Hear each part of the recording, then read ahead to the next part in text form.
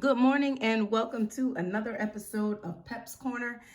And today we will be reading chapters 27 and chapter 28. We are still in week 17, boys and girls. We are on day 3. So our focus and purpose have been posted on the screen. So make sure you have your book in hand and are actively following along and reading. Remember, boys and girls, to reread a second time. So you are coming to shared reading, fully prepared to engage in instruction. Let's begin. Chapter 27, A Happy Fourth. His aviator's helmet again flapping over his ears, Otis Amber danced up to his soup kitchen companion, flung his arms around her taut body, and squeezed her tightly. Hey, Crow, old pal, old pal, old pal. They said I was innocent, Otis. They said I was innocent, she replied vaguely. Angela, too, wanted to hug her in welcome, but closeness was not possible for either of them. Instead, Angela offered a crooked smile. Crow nodded and lowered her eyes, only to raise them to Madam Who, clutching a Mickey Mouse clock. Things very good, Madam Who said, extending her free hand and shaking Crow's hand up and down. It was all a regrettable mistake, Ed Plum explained to the judge. Can you imagine that sheriff wanted to arrest me? Not Crow, me. Edgar Jennings Plum wanted to arrest the attorney. Unfortunately, the coroner determined that Mr. McSuthers died of a heart attack, as did Samuel Westing. Then Turtle's right, Theo said. There was no murder. The coroner was part of the plot. Ed Plum had no idea that what Theo was talking about. Masking his ignorance with arrogance, he continued, I had my suspicions about this entire affair from the start. I came here for one reason only, to announce my resignation from all matters regarding the Westing estate. With sincere apologies to all concerned.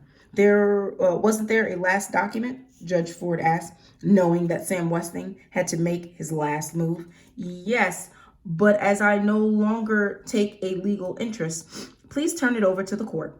Baffled by the word court, the lawyer set the envelope. Excuse me, boys and girls. The lawyer set the envelope on the desk and found his way out of Sunset Towers. Without once clearing her throat, Judge Ford proceeded to the final page of the will of Sam W. Westing. 17. Goodbye, my heirs. Thanks for the fun games. I can rest in peace knowing I was loved as your jolly doorman. 18th, I, Samuel W. Westing, otherwise known as Sandy McSuthers, and others, do hereby give and bequeath all my property and possessions in my name as follows. To all of you in equal shares, the deed to Sunset Towers, and to my former wife, Bertha Erica Crow, the $10,000 check fortified by table 1, and to $10,000 checks endorsed by J.J. Ford and Alexander McSuthers. 19th, the sun has set on your Uncle Sam. Happy birthday, Crow. And to all my heirs, a very happy 4th of July. Judge Ford set the document down. That's it? That's it? What about the $200 million? The heirs wanted to know. We lost the game, the judge explained, staring at Turtle. Her face a mask of sad, childlike innocence as she nestled once again in Flora Baumbach's arms. I think. Turtle rose and walked to the side window, seeking the Westing house, which stood invisible in the moon-clouded night. Hurry up, Uncle Sam. I can't keep this act up much longer. The candle must have burned through the last stripe by now. Behind her, the discontented heirs grumbled. He made fools of us all. He played us like puppets. He was a good man. He was a vengeful man, a hateful man. Windcopple. He tricked us, the cheat, a madman, stark, raving mad. Oh my, just listen to you, Flora Baumbach said. You each have $10,000 more than you started with. And an apartment to boot.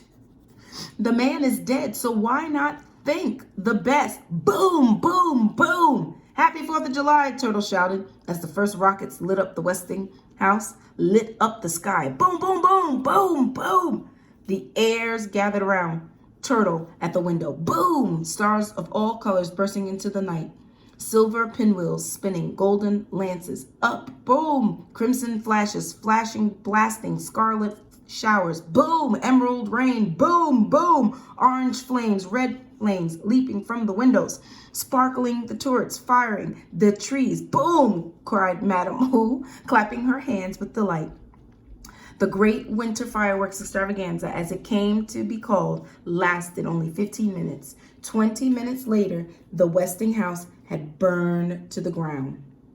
Happy birthday, Crow, Otis Amber said, reaching for her hand. The orange glow of the morning had just begun its climb up the glass front of Sunset Towers when Turtle set out to collect the prize. She pedaled north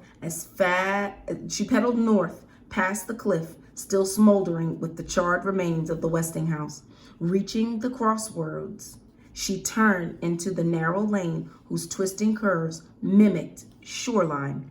The heir who wins the windfall will be the one who finds the fourth. It was so simple once you knew what you were looking for. Sam Westing, Barney Northup, Sandy McSuthers,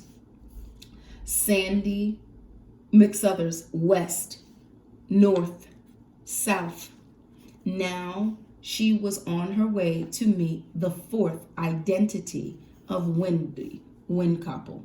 She could probably have figured out the address too, instead of looking it up in the Westingtown phone book.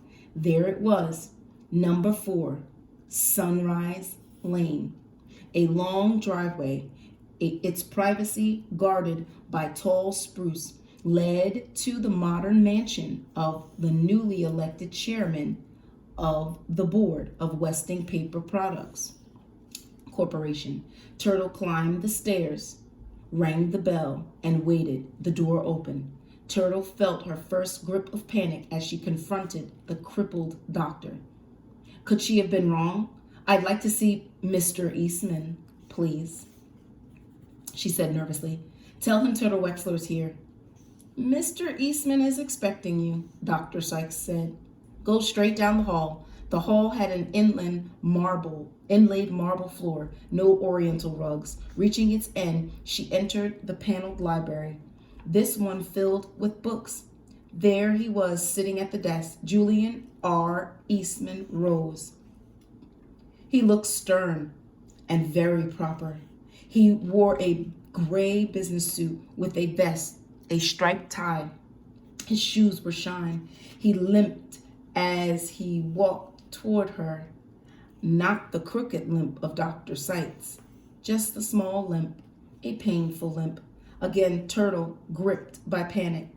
He seemed so different, so important.